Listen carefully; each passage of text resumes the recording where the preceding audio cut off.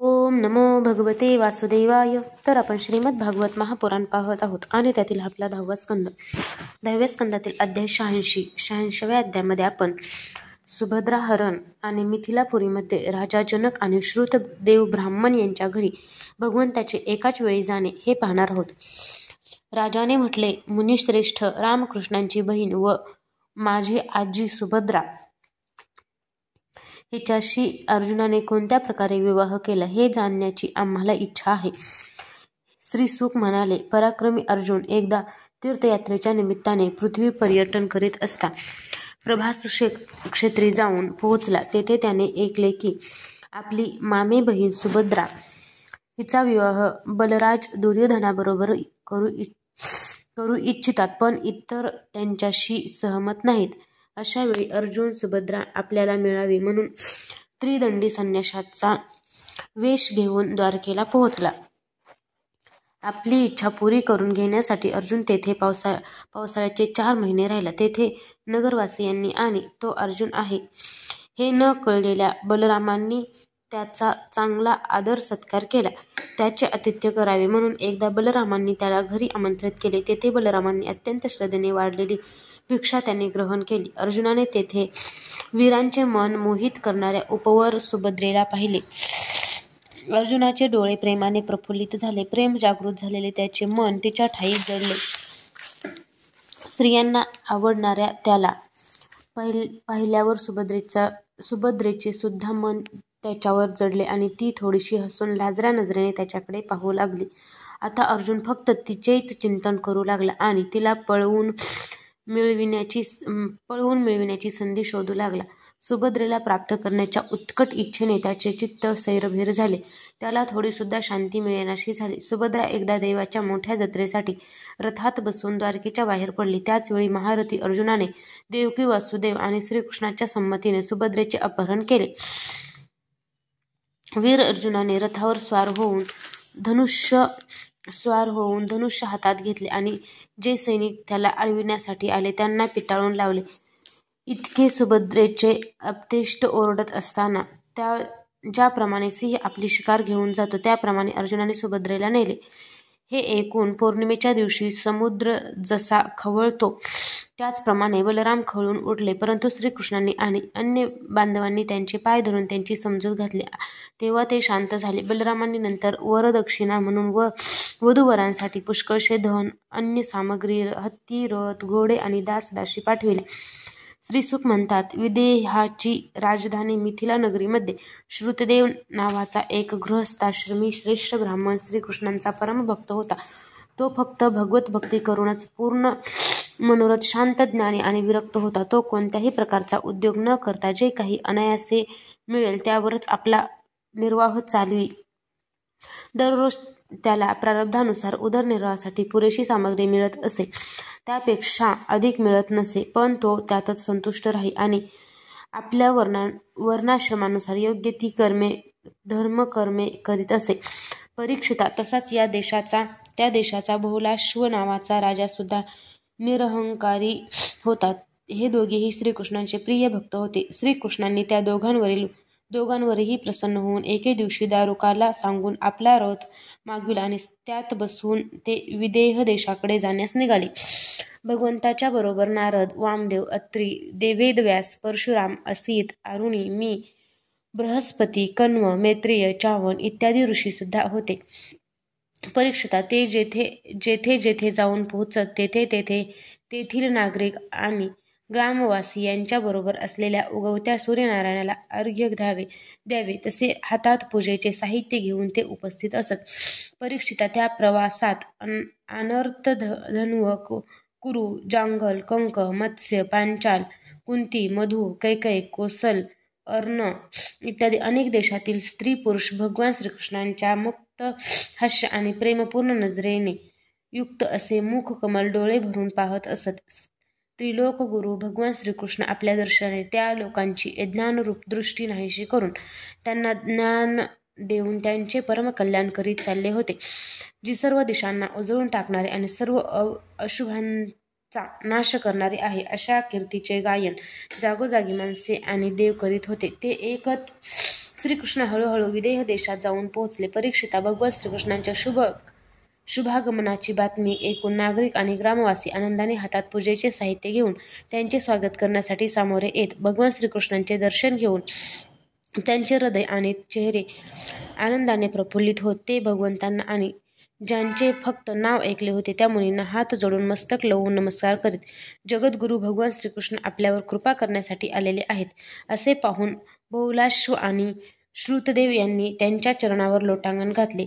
बहुलाश्व आणि श्रुतदेव या दोघांनीही एकाच वेळी हात जोडून मुनींसह श्रीकृष्णांना आपल्याकडून आतिथ्य स्वीकारण्यासाठी आमंत्रित केले. दोघांच्या प्रार्थनेचा स्वीकार करून भगवान श्रीकृष्ण दोघांनाही संतुष्ट करण्यासाठी एकाच वेळी वेगवेगळी रूपे धारण करून त्यांच्या नकळत दोघांच्याही घरी गेले. विदेहराज बहुलाश्व अतिशय बुद्धिमान होता. दुर्जनांना ज्यांचे नाव सुद्धा ऐकू येणे कठीण तेच भगवान श्रीकृष्ण आणि ऋषी आपल्या घरी आले आहेत हे पाहून बहुलाश्वाने सुंदर सुंदर आसने आणून त्यांना आरामात त्यावर बसविले. प्रेमभक्तीच्या उद्रेकाने त्यांचे हृदय भरून आले. नेत्रातून अश्रूंच्या धारा वाहत होत्या. त्याने त्या अतिथींच्या चरणांना नमस्कार करून त्यांचे पाय धुतले आणि आपल्या कुटुंबियांसह लोकांना पावन करणारे त्यांच्या चरणांची तीर्थमस्तके धारण केली. नंतर भगवान तसेच भगवतवत्सल ऋषींना गंध, पुष्पमाळा, वस्त्रे, अलंकार, धूप, दीप, अर्घ्य, गायी, बैल इत्यादी समर्पण करून त्यांची पूजा केली. जेव्हा सर्वजण भोजन करून तृप्त झाले तेव्हा रागाने श्रीकृष्णांचे चरण आपल्या मांडीवर घेतले आणि मोठ्या आनंदाने हळूहळू पाय चेपीत अत्यंत मधुर वाणीने तो भगवंताची स्तुती करू लागला. राजा म्हणाला, हे प्रभो, आपण सर्व प्राण्यांचे आत्मा, साक्षी तसेच स्वयंप्रकाश आहात. आपल्या चरणकमलांचे स्मरण करणारे आम्हाला आज आपण दर्शन देऊन कृतार्थ केले. माझ्या अनन्य भक्तांपेक्षा मला बलराम, लक्ष्मी किंवा ब्रह्मदेव हेही प्रिय नाहीत. हे आपले वचन सत्य करण्यासाठीच आपण आम्हाला दर्शन दिले आहे. ज्यांनी जगातील सर्व वस्तूंचा त्याग केला आहे अशा शांत मुनींना, जे स्वतःला सुद्धा देऊन टाकतात, अशा आपल्या चरणकमलांचा कोण बरे त्याग करेल?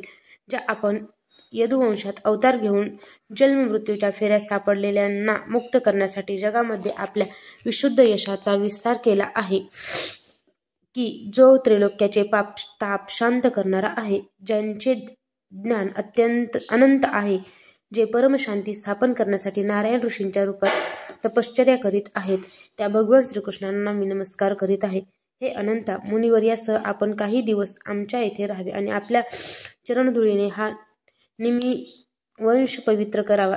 सर्वांना जीवन देणारे भगवान श्रीकृष्ण राजाच्या या प्रार्थनेचा स्वीकार करून मिथिलावासी स्त्री पुरुषांचे कल्याण करीत काही दिवस तेथेच राहिले. राजा बहुलाश्वाप्रमाणे श्रुतदेव ब्राह्मण सुद्धा भगवान श्रीकृष्ण मुनिवर्यांसह आपल्या घरी आल्याचे पाहून आनंद विभोर झाला आणि त्यांना नमस्कार करून आपल्या अंगावरील उपरणे हवेत उडवून नाचू लागला. श्रुतदेवाने चट्या, पाट आणि कुशासने अंथरून त्यावर श्रीकृष्ण आणि मुनिवर्यांना बसविले. नंतर त्यांचे स्वागत करून अभिनंदन केले. तसेच आपल्या पत्नीसह मोठ्या आनंदाने त्यांचे चरण धुतले. त्यानंतर महान भाग्यवान अशा श्रुतदेवाने ते चरणोदक स्वतः आपले घर आणि कुटुंबियावर शिंपडले. यावेळी आपले सर्व मनोरथ पूर्ण झाल्याचा त्याला विलक्षण आनंद झाला होता. त्यानंतर त्याने फळे, वाळा घातलेले अमृतमधुर पाणी, कस्तुरी, तुळस, कुश, कमळे इत्यादी जी मिळाली ती पूजा सामग्री घेऊन त्याची पूजा केली आणि सत्वगुण वाढविणारे अन्न सर्वांना वाढले. त्यावेळी श्रुतदेव मनातल्या मनात विचार करू लागला की मी प्रपंचरूप अंधाऱ्या विहिरीत पडलेलो असताना ज्यांच्या चरणांची धूळच सर्व तीर्थस्वरूप आहे, त्या श्रीकृष्ण आणि त्यांचे निवासस्थान असलेले ऋषी यांचा सहवास मला प्राप्त झाला. आतिथ्यांचा स्वीकार करून जेव्हा सर्वजण आरामात बसले तेव्हा आपले स्त्री, पुत्र, अपतेष्ट यांच्यासह श्रुतदेव तेथे आला आणि भगवान श्रीकृष्णांचे पाय चेपीत म्हणू लागला. श्रुतदेव म्हणाला, जेव्हा आपण आपल्या शक्तींच्या द्वारा हे जग निर्माण करून त्यात स्वतः प्रवेश केला ते पुरुषोत्तम आपण आहात, म्हणून आपण मला आजच दर्शन दिले असे काही नाही. जसा झोपी गेलेला पुरुष स्वप्नावस्थेमध्ये अविद्येमुळे दुसरी स्वप्नदृष्टी निर्माण करतो आणि ती स्वतःच प्रवेश करून अनेक रूपात अनेक कर्मे करणारा असा दिसतो. त्याचप्रमाणे आपण आपल्यातच आपल्या मायेने जगाची निर्मिती केली आणि नंतर त्यात प्रवेश करून आपण अनेक रूपांनी प्रकाशित होत आहात. जे लोक नेहमी आपल्या कथांचे श्रवण कीर्तन करतात, तसेच आपल्या प्रतिमांची पूजा करून त्यांना वंदन करतात आणि आपापसात आपल्याविषयीच चर्चा करतात, त्यांचे हृदय शुद्ध होते व त्यामुळे आपण त्यात प्रकाशित होता. ज्या लोकांचे चित्त कर्मांच्या वासनांनी बहिर्मुख झालेले असते, त्यांच्या हृदयात असून सुद्धा आपण त्यांच्यापासून खूप लांब असता, परंतु त्यांनी आपले गुणगान करून आपले अंतःकरण सद्गुण संपन्न बनविलेले असते, त्यांच्या बाबतीत मात्र आपण मनाला समजण्यासारखे नसूनही अत्यंत जवळ असता. हे प्रभो, जे लोक आत्मतत्त्वाला जाणणारे आहेत त्यांचे परमात्मा आपण असता आणि जे शरीरादिकांनाच आत्मा मानतात त्यांच्यासाठी आपण जन्ममृत्यूरूप संसार आहात. आपण महत्त्व इत्यादी कार्यद्रव्ये आणि प्रकृतिरूप कारणांचे नियंत्रण करणारे आहात. तुमची माया तुमच्या स्वतःच्या दृष्टीवर पडदा टाकू शकत नाही, परंतु तिने इतरांची दृष्टी मात्र झाकून टाकली आहे. मी आपणास नमस्कार करीत आहे. हे स्वयंप्रकाश प्रभो, आम्ही आपले सेवक आहोत. आम्ही काय करावे याची आपण आम्हाला आज्ञा करावी. आपल्या दर्शनानेच आम्हा जीवांचे सर्व क्लेश नाहीसे झाले आहेत. श्रीसुख म्हणतात, शरणागतांचे भय नाहीसे करणाऱ्या भगवान श्रीकृष्णाने श्रुतदेवांची प्रार्थना ऐकून त्यांचा हात आपल्या हातात घेतला आणि हसत हसत ते त्याला म्हणाले. श्रीकृष्ण म्हणाले, हे ब्राह्मण, हे ऋषी तुमच्यावर कृपा करण्यासाठीच येथे आले आहेत. हे आपल्या चरणधुळीने लोकांना पवित्र करीत माझ्याबरोबर संचार करीत असतात. देवता, पुण्यक्षेत्रे आणि तीर्थे इत्यादी दर्शन, स्पर्श, पूजन इत्यादींद्वारा हळूहळू पुष्कळ दिवसानंतर पवित्र करतात, परंतु संत पुरुष आपल्या केवळ दृष्टीनेच सर्वांना पवित्र करतात. एवढेच नव्हे तर देवता इत्यादींमध्ये पवित्र करण्याची जी शक्ती आहे ती सुद्धा त्यांना संतांच्या दृष्टीतून प्राप्त होते. जगामध्ये ब्राह्मण जन्मानेच सर्व प्राण्यांमध्ये श्रेष्ठ आहेत. ते जर तपश्चर्या, विद्या, संतोष आणि माझी उपासना यांनी युक्त असतील तर मग त्यांच्या श्रेष्ठत्वाविषयी काय सांगावे. मला माझे हे चतुर्भुज रूप सुद्धा ब्राह्मणांपेक्षा अधिक प्रिय नाही, कारण ब्राह्मण सर्व वेदमय आहेत आणि मी सर्व देवमय आहे. अजान माणसे ही गोष्ट समजून न घेता फक्त मूर्ती इत्यादींमध्येच पूज्य बुद्धी ठेवतात आणि मत्सरामुळे माझे स्वरूप असलेले व लोकगुरू जे ब्राह्मण त्यांचा तिरस्कार करतात.